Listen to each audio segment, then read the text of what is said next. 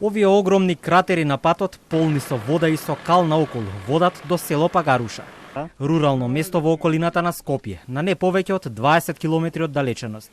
Населено со мал број на жители, иако ваквата инфраструктура не асоцира дека во близина живее некој.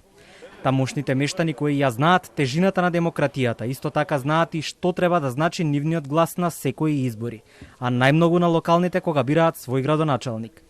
Кај нив се гласа дури и со фингерпринт терминал, иако во селото живеат во субстандардни услови за 21 век. Ветувања, празни ветувања, дешо вода, цело лето немавме за пиење од соседното село со трактори, со цистерни се полнеше. Патови е катастрофа. Луѓево се до иселија. Буквално нема никој овде.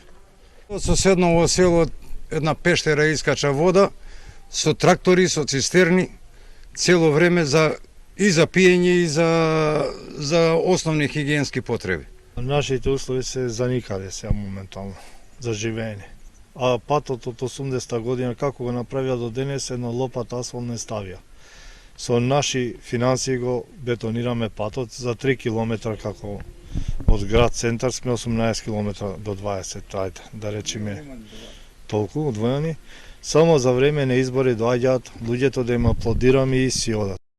Имаат локална чешма каде што тече вода од реката, но таа не ни помислуваат да ја користат за ништо, бидејќи велат дека и угинати животни се во допир со доводот. Среден и реконструиран пат овде нема. Вода за пиење нема, но затоа има стотици други локални проблеми од секојдневното живење на жителите овде на село Пагаруш, и тоа во непосредна близина на центарот на Скопје. Гласањето во село Пагаруша денес се одвива во амбиент различен од големите градски средини.